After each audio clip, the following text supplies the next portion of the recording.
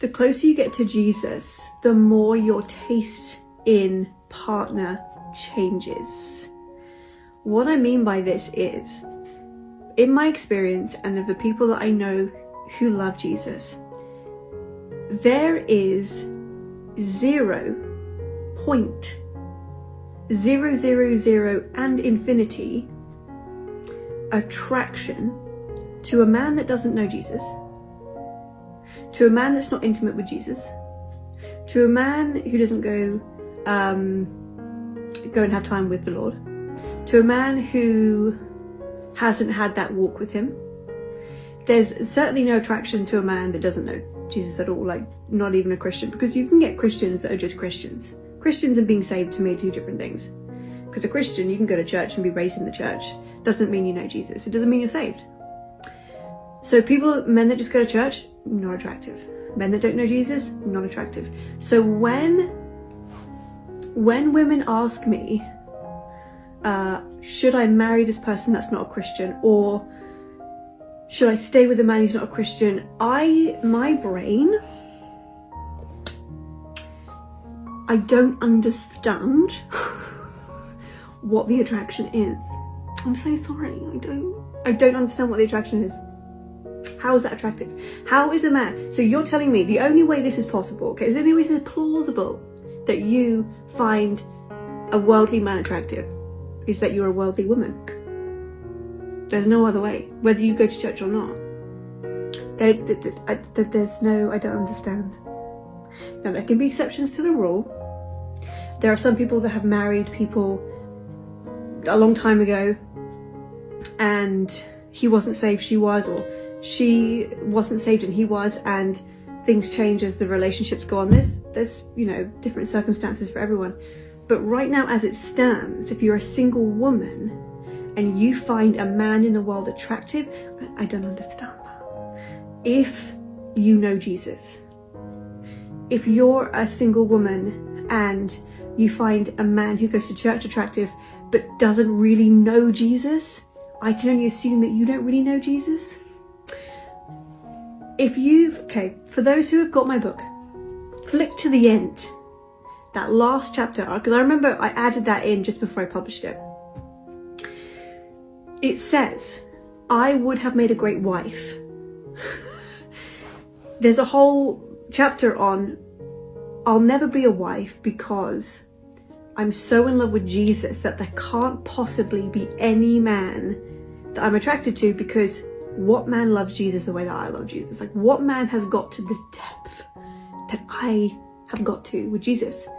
I couldn't imagine it because I didn't know anyone. I had a friend who had, but I didn't know anyone.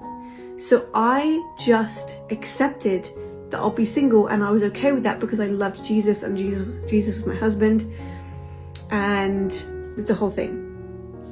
And then obviously I met my husband. We met and we got married within 3 months. We got engaged within a few weeks. Because we were so close to Jesus independently. No other man, there could be no other man that I was attracted to. And first of all, I met men in the world. Men in the world would approach me and ask me out, and I would just say no thanks. Oh, but we can get to know each other. What for? For what, sir? Well, we could be friends. I don't need a friend. I don't need male friends. I'm not stupid. I'm good. So they were all a no. And then, different churches I went to, I met people, and, people try and pursue you. And I'm just like, no, you go to church and that's great. You've been raised in Christianity, that's great. But your depth doesn't reach my depths. And if your depth doesn't reach my depth, I'm going to constantly feel empty. So that's a no. And as the months went on and the year came, to a year, I thought, I'm actually not going to meet anyone because I think I've gotten so close to God. I'm so far away from the world. It seems really impossible. Turns out I was just being carved out to be the wife of a remarkable man. So my question to you would be, how close are you to Jesus? Now, if you don't want to be that close to him, then that's fine. I think you're missing out. But I think that as life goes on, you get closer. But if you don't want to be that close to him, then you can date a man that's not that close to him. If you want to be in the world, then date a man in the world. In fact, date in general, because that seems to be what the world does. But if you find my content interesting and you are a woman of God and you need to be with a man of God, how would you even have children? How would that work? How would that work? How would your children be raised? If you love Jesus, wouldn't you want your children to be raised to love Jesus too? Wouldn't you want to worship with them? Yes, you could have a husband that says, well, I'm not going to stop you. No, but your children need the man that leads them into that. And you're willing to sacrifice that? And then your children, what, are going to go into the world? That doesn't make sense to me. Why would we do that? So, to finish this off, either you are not taking this seriously enough, you idolize marriage, so it's on a pedestal, you idolize it, you think everything's going to be solved when you're married, that you're going to soften, you're going to be provided for, all the things that God actually does with you first. You think that that comes direct from a man. You idolize marriage, you think it's this grand thing, and don't get me wrong, being married is beautiful. But the reason that I can say that is because I waited and I'm married to a significantly amazing man of God. So you idolize it, you're insecure and you're just desperate to be married. Those are the three things that I would be praying for. Fast and prayer. Fast and pray, fast and pray, fast and pray. And I think I'll just send this video to the next woman who messages me and says, what do I do with my boyfriend?